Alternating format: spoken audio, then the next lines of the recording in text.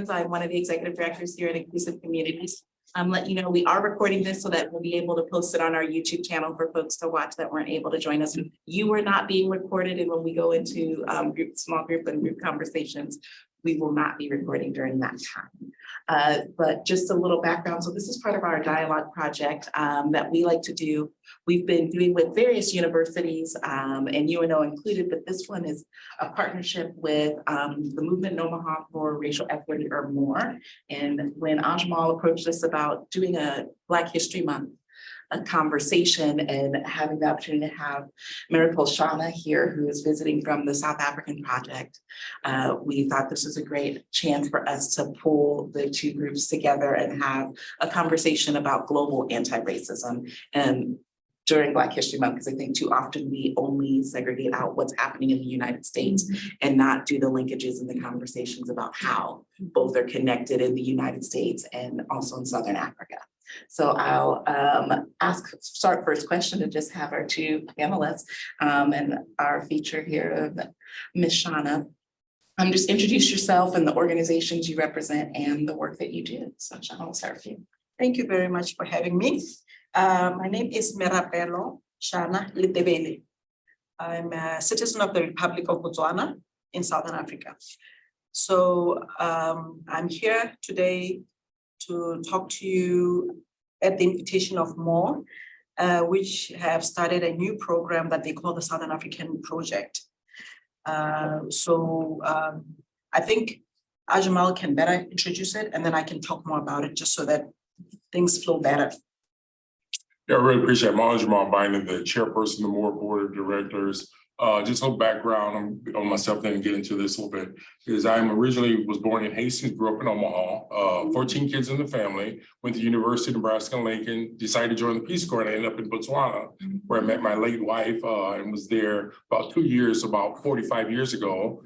And we had an opportunity to watch a video presentation by a South African scholar from Cape Town about some African literature. And to make a long story short, it was about a guy named Plati. And he wrote a book, novel in 1930, right around that time, but one of the first novelists, journalists in South Africa, but he also wrote about the apartheid system back then.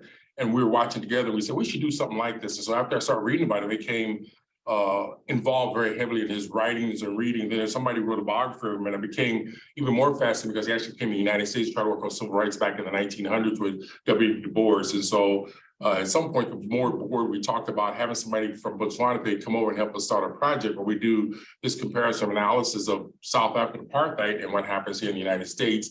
I served 2 years in the Peace Corps back in 77 and 79, and that's where I met my wife back then.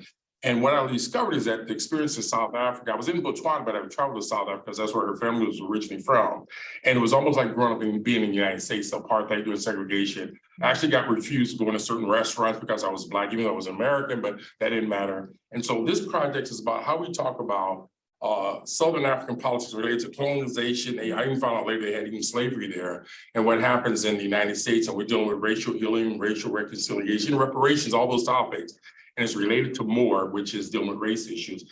And then I have to stop talking because I can keep talking. But one of the things is for the past 35 years, I've taught at Metro Community College on race issues, African American family here at UNO, social work and Black, and also public policy. And also developed the first Methodist course on diversity probably about 20-something years ago. So that's my background, but I'm not going to try to steal the show from Shauna, but she ended up coming to Omaha and she went to school here and so on, but she'll talk more about herself. But that's how this thing evolved. And this was the genesis or the foundation of how we start to compare the South African experiences in apartheid and what we experience as African Americans and even as white Americans in segregation of the United States. So that's more of an introduction on me, Shauna. Thank you. So the way it was is that I was born in Botswana, grew up there, and later on I came to Omaha to study at Creighton. I studied journalism there, graduated back in 2002, and immediately went back home and pursued a career in journalism and branched off to other things, in the communication sector. So as I've gotten older, I started venturing into trying to find out more about you know, how things are, history and things like that. And I created a group. It's a Facebook group, but we often meet in person as well with some of the members to discuss different things about our history. So we have a very strong Facebook presence where we talk about our history. And that's how I met Ajmal. He contacted my inbox as the administrator of the group to say, we would like to talk about Saul Plaki, who is a Motswana, like the same ethnicity as me. So can you please help us start this event?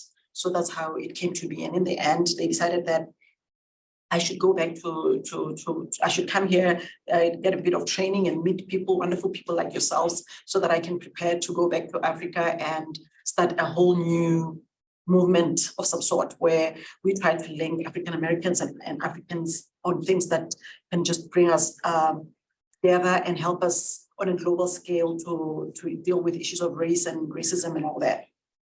Thank you. Yes, so to get started, I think it's always important to make sure that we're all using the same definitions. And so as we talk about this is really centered on that global anti-racism. And I know sometimes the term that we've used in Southern Africa is anti-colonialism.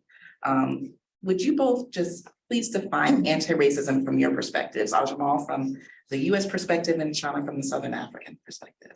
Yeah, I define racism a little bit different because I think oftentimes people confuse racism, prejudice, and bias as synonymous in completely different conversations and issues. And I talk of racism as more of an institutional, insidious, and much more structure in terms of how we operate in the United States. And basically, you treat one group racially different than another group in a much more negative fashion. And some people even argue if you think racism is racism. I would sometimes debate that because I think what we have are classic examples of what racism is by our institutions. I use all this concept, the reverse engineering. You would look at our communities and stuff, it's a manifestation of racism where we've treated people historically negative, bad, and we've also ostracized them and did the things that we've done in the United States. And racism basically is a superior of one race over another race, but I even add the point of the power thing and then and actual outcomes from it. So I bring that in a little bit more, but there's other ways that people define racism, but I look at it as more of the after effects and the reverse engineering of what we have today in the United States. Okay, after all that, I don't know what else I can say because I mean, racism, I think it's the same. Actually, the thing with colonialism is just that what Africans experienced is different from what African Americans experienced. In Africa, we had a situation where the Europeans came over there, took over power, land, resources, and everything, and to the exclusion of Africans.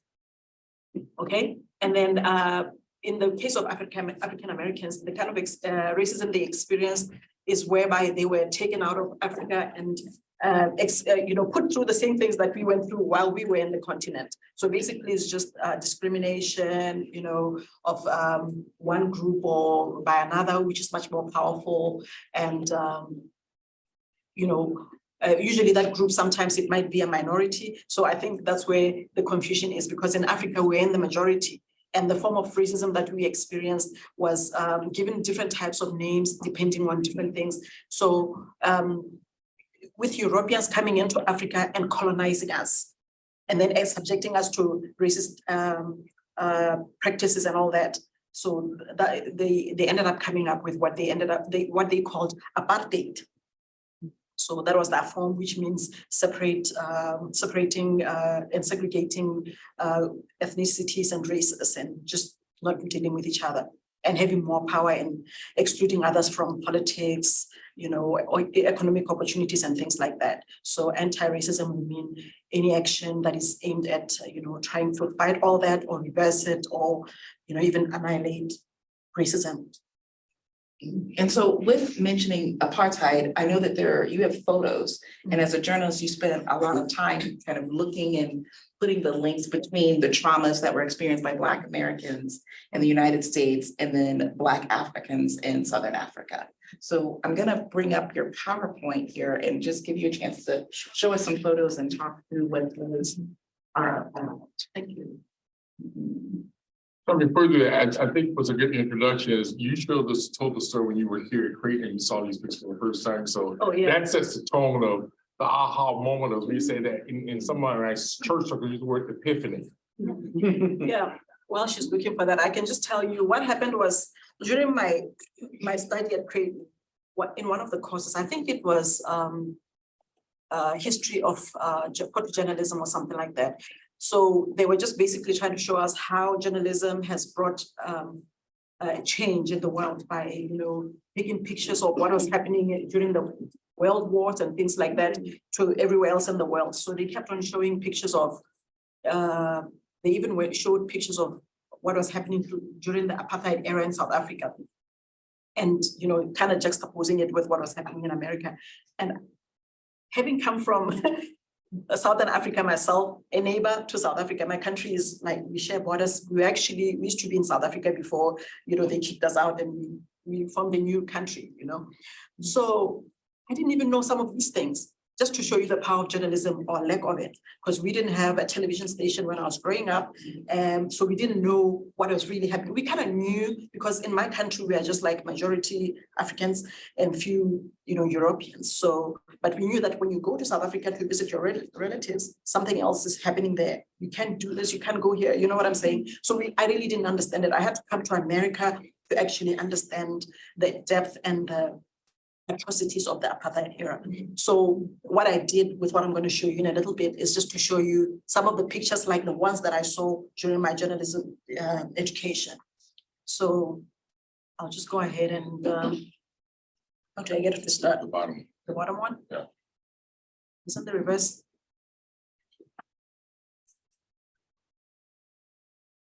Yeah, let me stop sharing. Maybe I got it wrong. Stop. Oh, not wrong one. I've got two computers and your technology is fun. You're doing great. There we go. All right, so I'll get the power right back up. Yep. So Oh, yeah. All right. You go back to Go to the fourth slide. so the fourth side. Okay.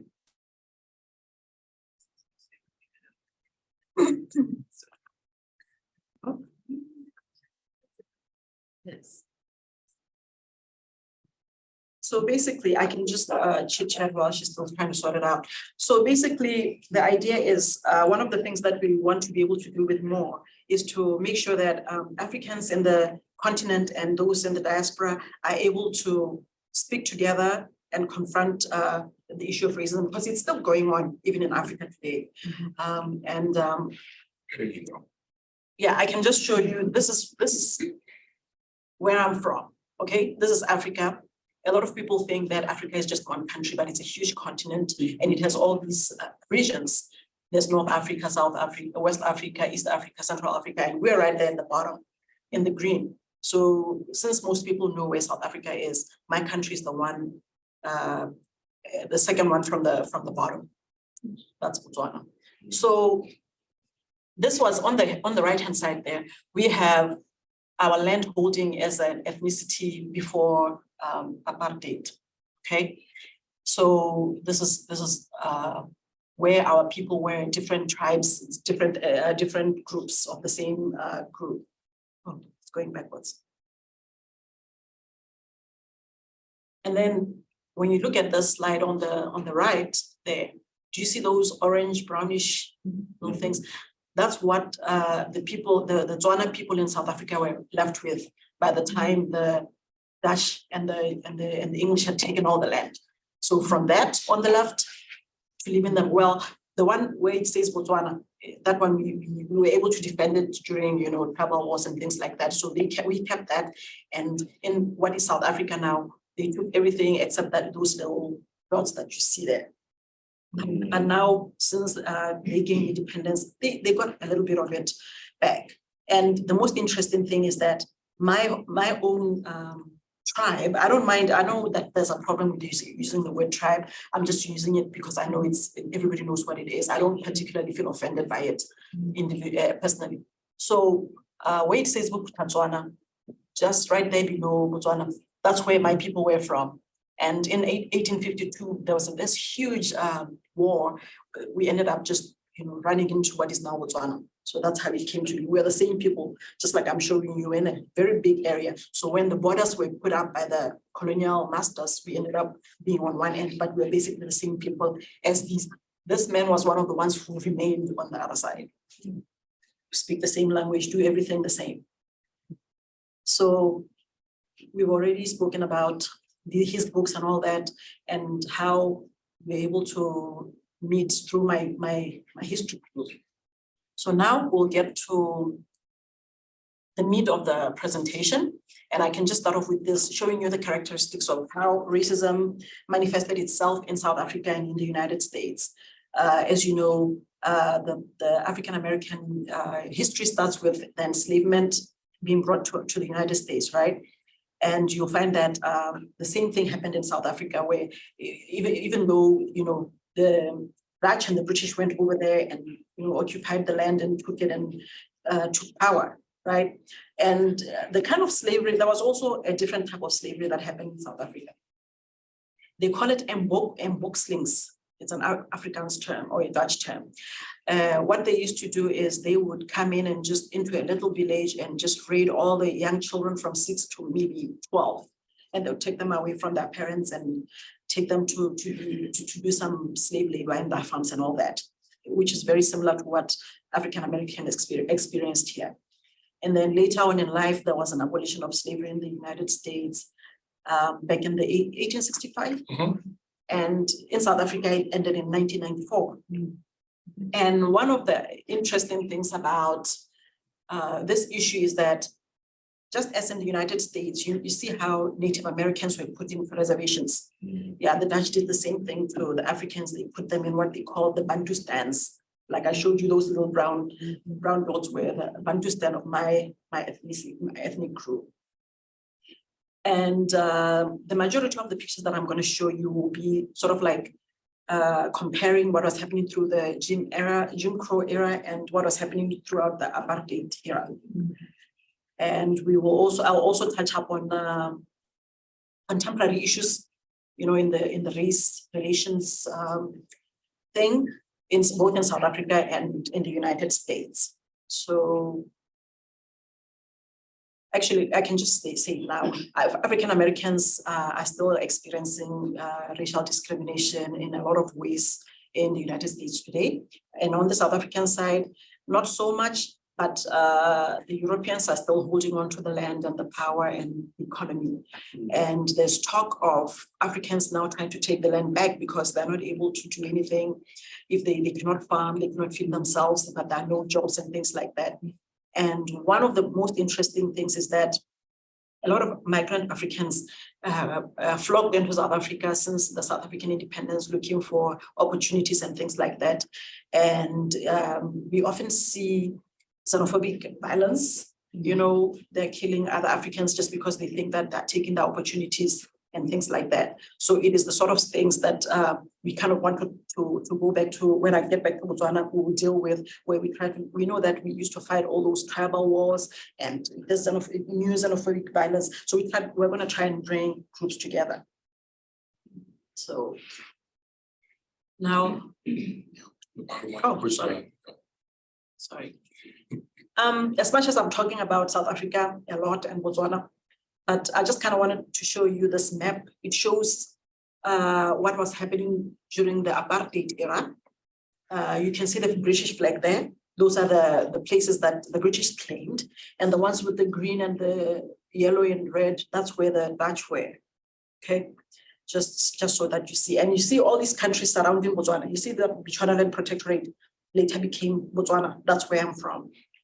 So what was happening was that all the countries surrounding Botswana are the ones who had it worse. We were just a little bit better just because we were a protectorate. We didn't become a full colony like Rhodesia, which later became Zimbabwe, or German Southwest Africa, which later became Namibia. So I took this map because it shows the old names, also showing who owned what. They came in there and they actually called these places with their own names, basically. So that's what this map is about. So Botswana was, we're in a very interesting position because we were a very poor country. Most of it is just desert. So they didn't even know that we had diamonds and things like that. So they just pretty much left us alone. They didn't harass us as much as they did the other countries. So now I can just go on and get into the meat of my presentation, as I said. These are just some interesting pictures. If you see on the right side, you'd go to South Africa and you'd find signs saying, caution, beware of natives. You know, and I also picked some that show that even some of the white people used to help to fight apartheid. And the one at the bottom, which says no to racism, defy apartheid, is basically, I'm just saying, it's just showing how Africans were out there fighting every day to end this kind of racism. It was so extreme that it had its own special name. And those two on the left are what was happening in America around about the same time in the 60s, most of these were. So, like I said, I'm just comparing to show you that if you didn't know, you'd think that in the United States and South Africa were exchanging notes on how to treat Black people. You know, we had the same things, public notices saying, don't come here, white people only. The South African one is on the right side, the American experience is on the left side. Birmingham, Alabama, you know, the water cannons. And in South Africa, something very interesting happened. They had these water cannons dyed with some purple dye, and they called it the purple rain. So they would drain it up on the protesters, right, with this purple dye, knowing that later on they'll be able to round them off because the dye was going to be so difficult to get off. So that's what was happening. They both use dogs on people, as you can see. And this is so sad because these are just like old ladies over there being threatened with dogs. In South Africa, same thing happened here. One of the protest events, same thing. They're all building things, hitting everybody, both in South Africa and in the US. In both places, they always had to drag somebody. It doesn't matter whether that person has been beaten down or whatever, they still drag them away to put them in jail. Same thing in the beaches, in both places. And I think, is this the last one? It was basically the same thing. That's why I'm saying you'd think that people were talking about this is how you get people in control. Since the United States kind of did it first, South Africa did it for much longer, you know, and they were doing exactly the same thing. And the whole time, the United States was really quiet. They never really said anything because a lot of American businesses are the ones sustaining the South African economy. So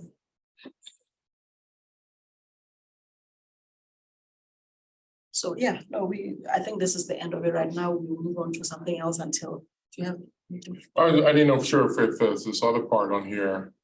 That's the end of it. Okay, that's the end. Okay, got you. So thank you, Shauna, for sharing that with us and really giving us the chance to see direct connections to this, because I think often in our education, our history here in the United States, and especially knowing being a child that grew up in the 80s, I knew apartheid happened. I remember, but all I remember was apartheid's ending and not the long history that occurred before. So Ajamal, being someone that was around during the civil rights Jim Crow era, and then also being in Southern Africa during apartheid, share with us your experiences with segregation here in Omaha, and how that kind of compares.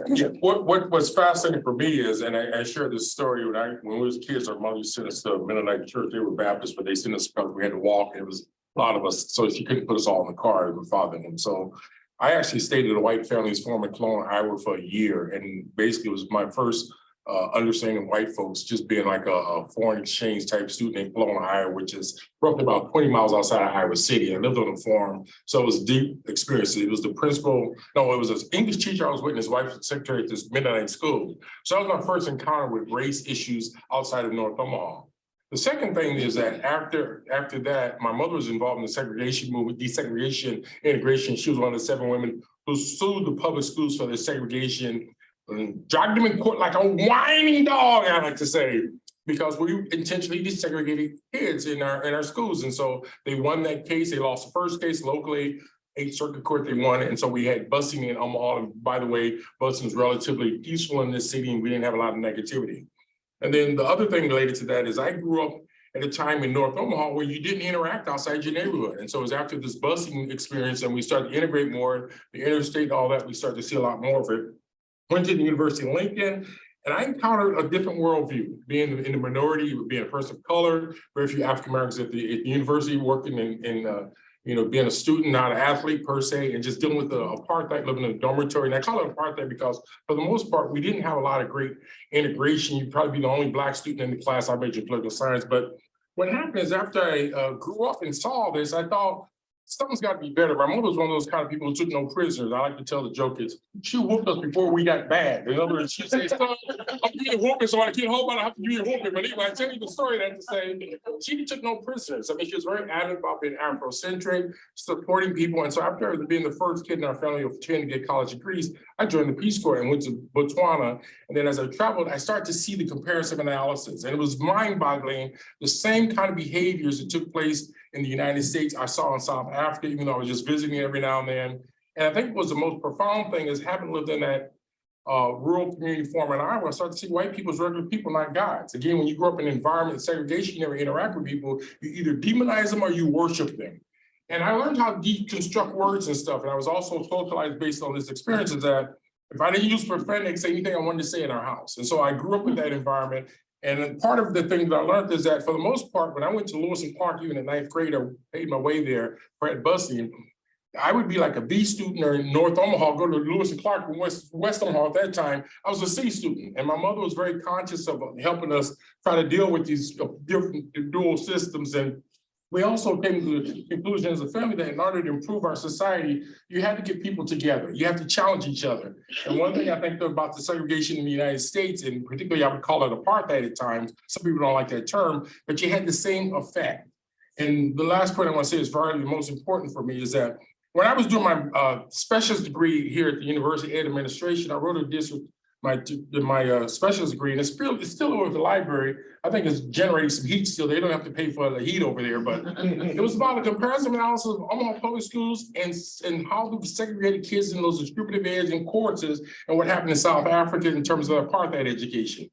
I recently, a woman who came to my wife's funeral last year, she was from South Africa. She told us, she was there at the same time she married a guy from the DC area, and she came and everything. She was telling me here she is 77 years old. She didn't learn about apartheid and some of this stuff until she came here. Like, how does that work? You grew up in a country where today you're in the majority and you know nothing about your history. Well, it's the same thing here.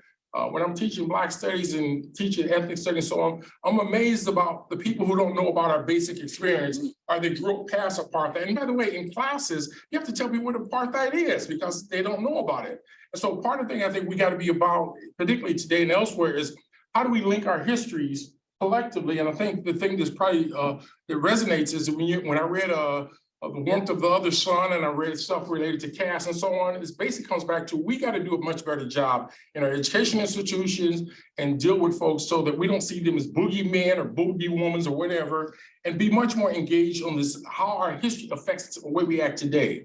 Because sometimes I tell people that I cannot tell a lie that I only weigh 180 pounds when I don't look like that. You follow me? And we are in a society today where we're denying our history. And what I'm really amazed, and I'm going to stop here, that in order for us to push back to some of this critical race theories in our universities and different places, we got to build relationships and friendships and challenge each other. Because as I study about Jewish culture, the Holocaust, Native Americans, Latinos, it all comes back to the same notion. We have shown a sense of inhumanity towards each other, as much as we have not educated our youth and ourselves about things that happen amongst our midst. And if you study history, the things that happen to people that are bad, oftentimes because those of us are looking the other way. And this is why I think this concept and what we're learning and talking about is about how do we challenge our system so that when we move to the spirit world, it's going to be better than what we have here. Thank you, Dr. Mall and Shauna. So with this piece, we want to give this chance to throw the conversation back to you all. We will come back. I want us to just take a moment because this is a lot. We've just absorbed a lot of information. I want to put us in pairs, and I think the room evens up that we should be able to do in pairs or a group of 3.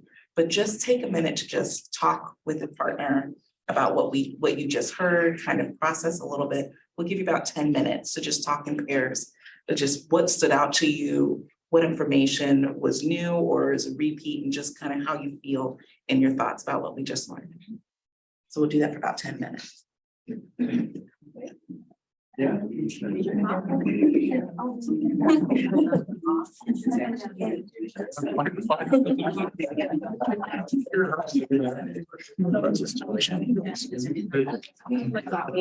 Very nice. Okay. And it was strictly for the white folk, and blacks could only go there as domestic workers. And I just wanted to get back to the other thing to show you the land, one of the earlier ones. I don't know why it's not doing that. We cannot get back. Anyway, I was just going to show you, if you own that much territory and all you were given, I mean, the removals, forced removals of Black Africans from their areas was just as brutal as anything you ever seen, like Rosewood or any other things like that. Let me just go to the beginning and show you. Yeah. You see all this land that's called Transvaal. And all of it pretty much on the South African side. That's what where the Botswana people were. And when they had taken the land from 1910 onwards, all those little brown dots was all that was left. Just to show you the scale. Thank you. Other questions? I have a question. So in the US, when Native Americans, their land was removed, their children would be taken away from them. So did that also happen Oh yeah, in South Africa? it happened. The children were taken away from age 6 to about 12, because those are the kids who are easy to control. They cannot fight back. And they were just taken away. By the time they came back, when they were adults, they spoke Afrikaans. They didn't understand anything. They didn't know. They didn't even, some of them didn't even know where they were from. I have a question, and then also just a comment that we talked about a lot of things, but noting the date of 1994, and also thinking about what I know about that year of being the Rwandan genocide, and like linking up, because there was a huge international hands-off moment when the genocide happened in Rwanda, and even like United States and Clinton was like an executive order being like, we will not intervene in this moment, and thinking about, because there was freedom, a sense of freedom being achieved in South Africa, there was an international like, all right, we're not doing anything here. Like we're stepping all the way back and allowing that to happen in the context of freedom being achieved in another part of the continent. And thinking too, like the Haitian Revolution. And when that happened, there was also a lot of isolation of Haiti afterwards. It was like, cool, you're free, bye. And so then that was like a lot of problems. So like that was something we just talked about on the continent and like historically what was happening. And then a question I had was just about like the truth and reconciliation work that was done in South Africa after the end of apartheid. And like what that looked like, because we're talking about the impact of teaching history. And so what was that process like as like a way of having like a healing, restorative practice, or was it even that in South Africa? Okay. I would say people were expecting it to bring a lot of results, you know, but what has happened is the Black Africans still remain on the periphery of, you know, economic activity in South Africa. And all the whites still have all the power and all that. So it hasn't really done much. It was, I think the way I always view the truth and reconciliation exercise is that it was just mainly to make sure that, you know, the Africans would not revenge. You understand? And the reason why you have xenophobic problems right now is because it was done to pardon the white folks. And, you know, it didn't really address the problems of the Black people per se. So, and it's one of the things that we're going to try and do is to foster all these conversations among the Black groups, because we know who did what to whom when. You know, it's still fresh in the memory of some of us. So we're going to try, when we get back, we're going to try and say, hey, you Zulus, you attacked us in 1822. Can we talk about that? Can we forgive each other? You know, something like that, so that we can come together as Black people. And you cannot come together if you still have wounds from the past, you know. So I think we'll try to have our own truth and reconciliation of sorts for among the Black folks through more. You know, I was gonna ask something else, and this can be a touchy topic for folks, but you cannot have healing unless you deal with reparations, to deal with really healing where people who have committed some atrocities do justice. And we don't have a statute of limitation on killing somebody in this country. What I've learned recently, particularly from reading some of these books, is that we sometimes elevated Mandela and Bishop Tutu as gods. And what we find out from some contemporary Africans is they say, no, they're not on that level. See, Biko may be the person, or Sobukwe, or all the other people who were very much involved, as we would say, our Malcolm X. But at the end of the day, folks, we can give each other apologies all day, but if you still suffer from trauma, you still living in poverty, it becomes like us going to Native Americans says, and you see this in meetings now, let's give homage to the Native Americans around their land. So what? I mean, at the end of the day, if they're still living in reservations, they have some of the worst economic conditions, we're placating ourselves. And so our goal is to kind of hopefully get people to do what we do here, have some, I use the term butt-naked conversations where we're dealing with real issues. And at the end of the day, when we go back and you look at the Jesuits or any of these organizations or insurance companies who gained a lot of money off of slavery, how do we pay that back when we can trace it? And I'm not talking about this as some pie in the sky. You see the COVID money be thrown down rat holes. So at some point, someone has to say, how do we make groups whole? And some of us, I don't need any money personally, but I'm saying, what about our communities? And this is all related in South Africa as well as the United States.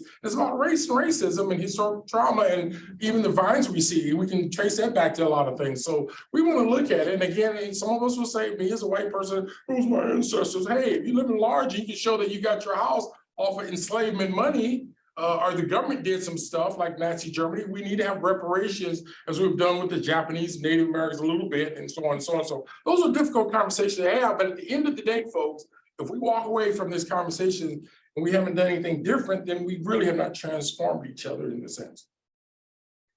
And if you'll just let me, this is just my personal views as an individual and as an African person, and having lived in America a little bit during my college days, and having gone back home to look at Africa from a different perspective. Because once you've been in America, there's no way you can go back and just remain the same person. Even though I still, I make sure that I keep my accent. I don't know where it's from.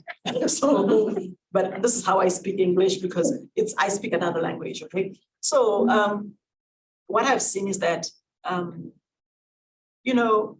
an African person, I'm really fearful of the United States, because I know how much power they have.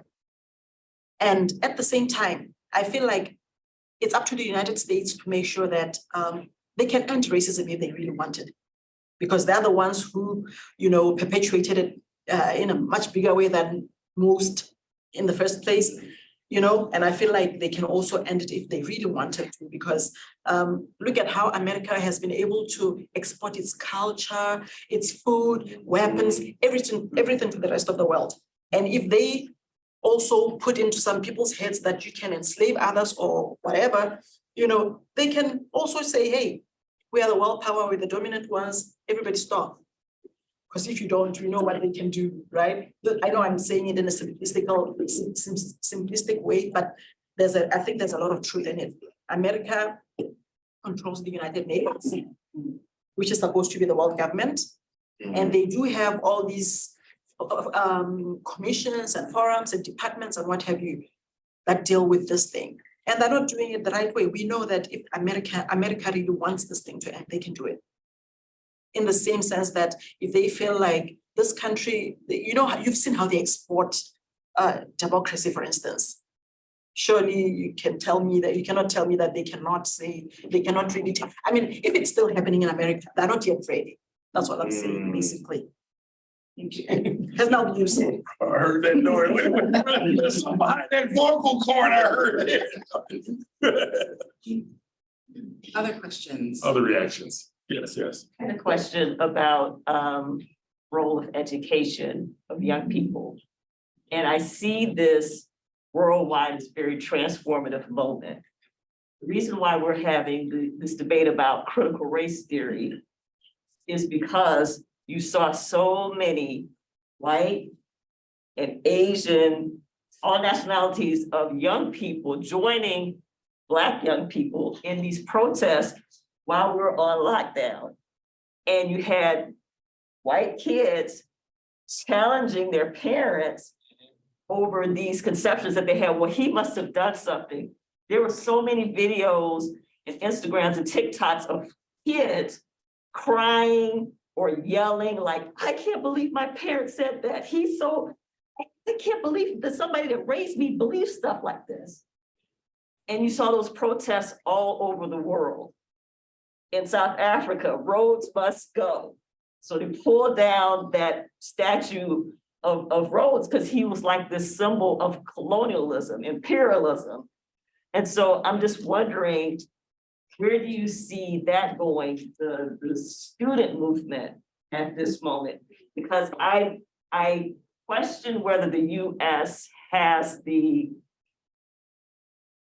real virtue to do this, because this country's dealing with its own kind of like schizophrenic, how do we want to proceed moment. But what I see is the movement from the young people who are starting to say, this is not the world that we want to live in. This is unfair, it's inequitable, and we don't want to continue this way. Mhm. So how do you see that movement among the South African youth? I've actually said to Ajmal that I think us older folks have to die off before any real work can take place. Right, and I disagree a little, we can talk about that, but the Yeah. point, I've heard people say that, but at the end of the day, how can young people do what they didn't learn from their parents? In other words, the way that I am is because I was socialized in my family, and so young people can do only as much as they taught. Until we institutionalize these conversations, here we are in Omaha, Nebraska, and there's not a course mandatory taught about Malcolm X at the university in Black Studies. Here we have kids who graduate from high school and they don't know some of the basic stuff we're talking about here. So my point is, when I'm teaching Black studies or ethnic studies or race issues, and folks come in my classroom or into the classroom and they have no semblance of how you have conversations, engage, and if we disagree, I still love you, but sometimes we start hating each other. And so there's a lot of stuff out there. So I think the young can only do as much as they've been taught. And if we can have systems like we're doing in Nebraska, becoming like Texas and Florida and institutionalizing where we can have a conversation, last point. There is something wrong when you have tenure and your job's protected and they can still fire you for talking about racial or ethnic or diversity issues. How does that work in a democracy? So my point back to you is, yes, young people can help out, but you can't teach what you don't know. And again, anyone who teaches classes or interacts with folks, there are some of us who don't know how to read well or don't know how to whatever. So I believe in the young being able to do that, but it also means I only know what I know, what my parents helped teach me or my neighbors, other relatives have taught me. Last point. One of the things that I learned when I was in Botswana, I've never experienced where people treat me like relatives on that level. You know, I hear people say we go to rural communities, you go to the South, people show me nothing but love. And so I became like my adopted country. And I learned from their culture that what they experience, we experience. And at some point, we become global. And last point, Rwanda was probably the most prolific, quickest genocide you ever see. It would put Nazi Germany to shame because it only happened in a matter of weeks or so. And we looked the other way, but we did not look the other way for a while. Rwanda, Bosnia, I mean, there hate, you name it, all these places. And at some point, folks, we got our fingers in all these cookie jars. So we can't let our CIA get away with all the stuff they do, because anything that happens, if I lose my cat, I'm blame the CIA, they can't come back at me. My point is, we have to make all of our systems accountable, because when folks go across the ocean to do atrocious things towards people, it reflects back on us. But we do disagree a little bit on that, but there's different ways we come at it with a sense of love. Of course, of course. Well, seriously now, I think that young people, as much as they are going to be the future and the leaders and all that, it is important, as he said, for them to learn the principles first before they go out in the world. Because if they're led on their own to their own devices, we know how destructive they can be at the same time. So yeah, they are a double-edged sword, and but I can see a lot more, like in Africa, for instance, people are still struggling with just trying to earn a basic living, you know? So these things can be a little bit lofty to them. They don't even understand, and they'll always blame their own governments and their own leaders in their own, localities. They don't know that there's a global, it's very interesting because some people might think you are in Botswana, you never experienced racism as extreme as it was in South Africa. So you don't know anything, don't even say anything. Until everybody, even those who are not affected, are outraged by what's happening to Black folks out in the world. Nothing is ever going to change. So I think it is okay for the students to be getting this, rousing and yearning and what have you. But like Ajuma was saying, and everybody else, I know everybody else feels the same way. It's important for us to put all these things in place so that they do it the right way. You can, things like racism, it was enforced through, laws. And it can still be dismantled through laws and other action, of course. Mhm. You know what I'm saying? So it's all these things. And so until and unless Black people everywhere in the world come together and get to understand, even those who didn't understand, who didn't experience racism, understand what it was like, we can never speak with one voice because it's a big global problem. Just because things are happening in America, you can see that even other countries are doing the same things because they know that who's going to say anything, they're also doing it. Mhm. So it's important for us as Black people, I think, to come together to talk about all the things that are keeping us apart so that we can close the gaps and then speak together in one voice so that instead of just also, sloganeering and saying, hey, racism, whatever, we should say, no, we want reparations. Because we went through all these things. There's a whole, economic system on a global scale. They call it globalism. They call it all kinds of things. When we see it coming back into Africa, it's what we now call neo-colonialism, whereby the same folks who used to be in Africa exploiting it unfairly are coming in now as investors.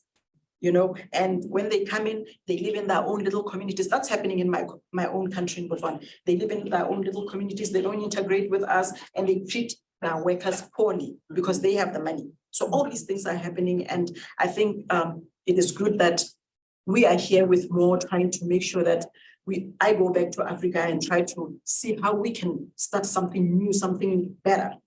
Because we have seen everything that has ever been done, that can ever be done to a human being, has been done to the Africans. We know all the speeches, who said what in what year and what have you, but nothing is going on. So, it's time for action now. We cannot be just having, empty conversations, not this particular, I'm not talking about us here, like on a global scale. We want action and we want Africans to unite so that we can talk with one voice. There are 1.something billion Africans in the world. Imagine the power that we can, amass if we really came together and said, no, you came to my country and you took all the gold. You did this, give me some of it back at least, so that we can try to also get into the economic system.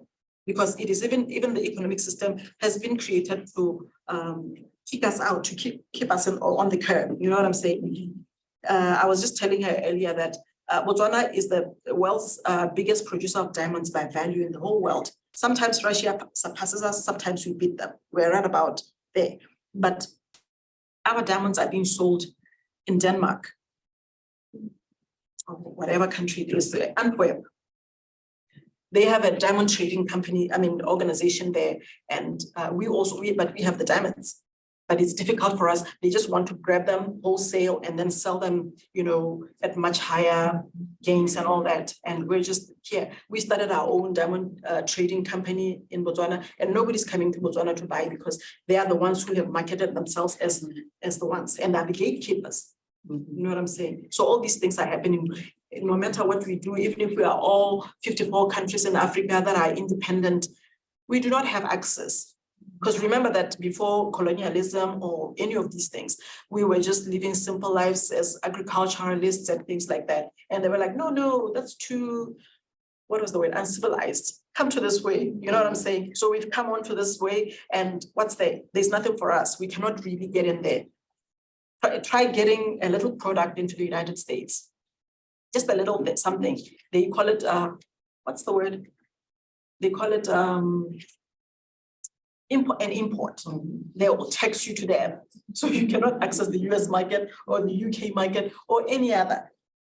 You understand? So I think it's very important for us as Africans to really speak with one voice. And the best way is if we can get a little bit of what's due to us because things were taken from our land. Perhaps we can find out, we can establish our own industry and what have you. It's okay, we can trade amongst ourselves if the rest of the world doesn't want African goods and what have you. You know what I mean?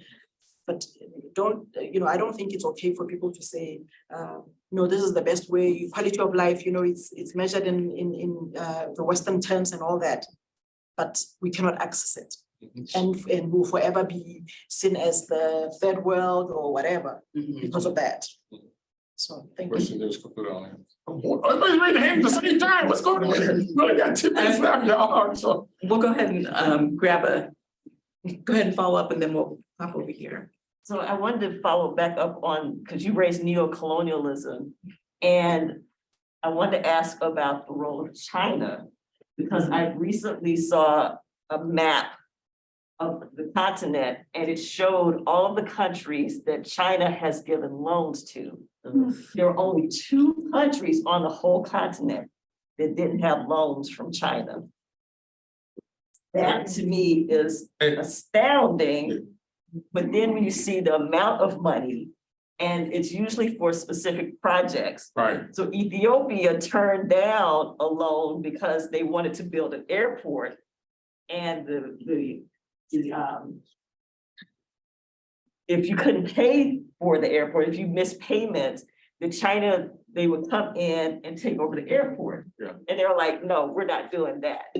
So I'm gonna have Shauna address Yeah, that. and I'm focusing on 2 other people before we get down, so we can see we get the other two too also. Yeah. So yeah, China wants to real quick. Okay, yeah, it's happening and America is not liking it because when America pretty much, how they used to just give aid to Africa and sometimes they don't, sometimes they do. So China has seen that, and they're coming in heavy and strong and they are doing all kinds of things. Even in my own country, they built all these nice roads like the ones we have here in the States now.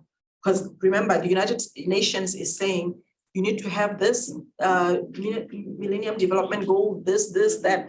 So everybody wants to get there. They want to be a developed country in Africa. But how do we do it if you don't have the resources and all that? But China is there to say, here it is. That's what's happening basically. So The other quick question, quick part of that question is when I answered that when I was a Peace Corps, American government would give you aid, but they'd also send people to help spend your aid. So they would send aid in the sense of their products or bad products. So basically really wasn't aid, it was like, here's this and you got to pay for it. So it's kind of a weird way when they say they give aid, but also once they get you controlling, get you in debt, they control you like, if you're in debt here, you got to be acting a certain way to pay your bills. And that's happening in other countries. There's 3 other questions on the floor, I think. Comments? So you all mentioned it's not just about education or even people getting together, but really intentionally deconstructing systems and building new ones and reparations. So I know the US context more than other countries. In the US, we know that policing is an extension of Jim Crow and slavery and the prison industrial complex. Do we see a similar thing happening in South Africa, that these systems that government kind of claim to be getting rid of, they just found new ways to do it? That's the term neocolonialism, and Yeah. China uses that. So basically you got a manifestation changing the shape, and even here, we can something about we do reform, but at the end of the day, you still got the same characters having the same amount of situation power. So it's almost and especially around the concept of policing. So there's actually been several studies. There's a professor in Stanford that's doing about the global South and talking about policing and the tactics. And what we actually know is Brazil, outside of Southern Africa, they looked at 7 different countries, but Brazil actually has the highest number of police involved shootings with civilians, more so than America. So there's been a series of studies over the last 10 to 12 years spanning of how can community policing, some of the tactics that we're talking about to change that industrial complex, how does it work? And they're tying the fact that they did a huge study around community policing and engaging in that in the global South. And it did not work. And what they found was the reason it didn't work is because the system of policing and politics are so closely linked. And so it's the leaders in the countries that allow for those. And if we don't change the leadership in not enabling those policing systems to continue those violent practices and behaviors, then practices like community policing will never really work. I feel like I just wanted to talk a little bit about what we talked about too, because we hadn't yet, and then just like going off of what you were talking about, the end of the policing. Sorry, can I get you a chair? Sorry for kicking you out of your chair. There's this book called The End of the Policing, and I've been reading it a lot. If you haven't heard about it, it's by, I got it, yeah. that one's a great one. I've been working through that. So just, I feel like tying together what we talked about a lot is like the three main things that stuck out to me today would definitely be education. And I feel like we need to start with education on any action plan that we are trying to come about with this younger generation of activists. I feel like it needs to be, first of all, back to these conversations of why are you trying to get us to not talk about diversity? Why are you defunding us?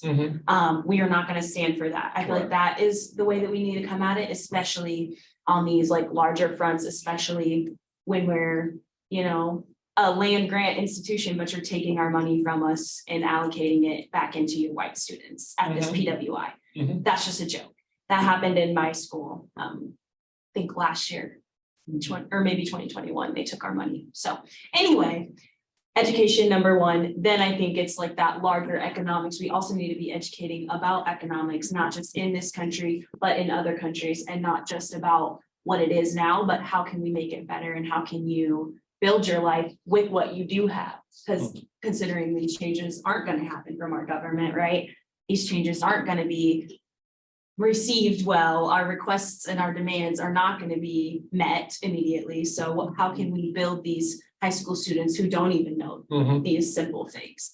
How can we teach them how to use their money, how to live in this world that's already unfair for them? I think we need to educate on that too, but then asking our government and then taking it to that systemic level. You need to go back on these things. You need to uphold your promises to Native people. You need to reallocate the education system, the finances, and like the land that belongs to other people that you took. You need to give that back. Like I feel like that is like the very last and the hardest thing that we need to do. So like that's how I see this progressing and actually making a difference. Thank you.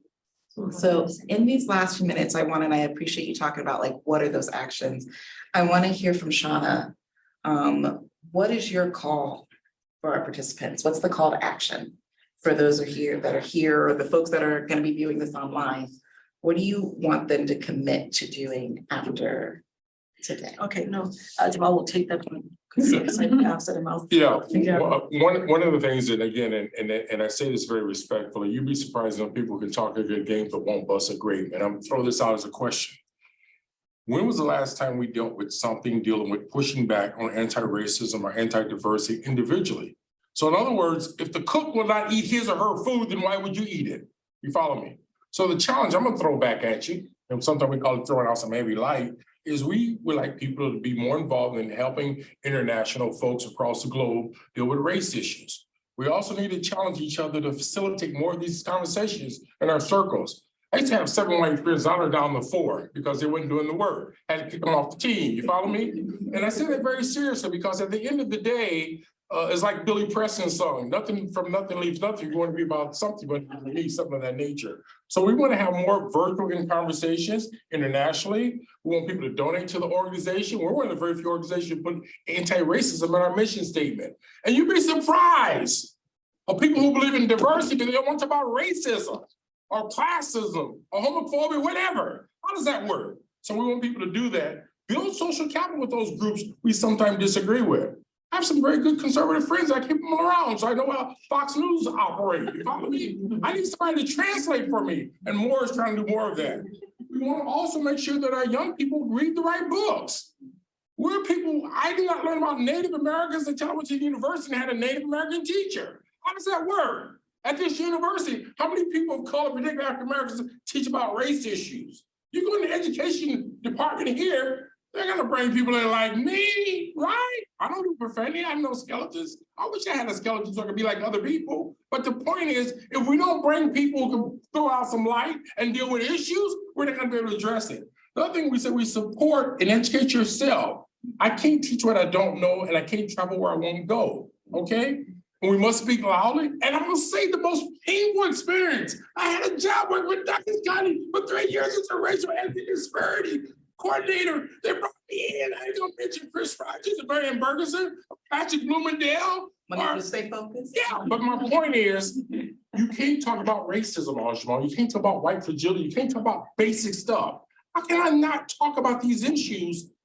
Who do you bring to the table? Again, my point I'm trying to say is, folks, it's a squeeze worth the juice. And what we're trying to say it more is that you call things in and sometimes you call them out.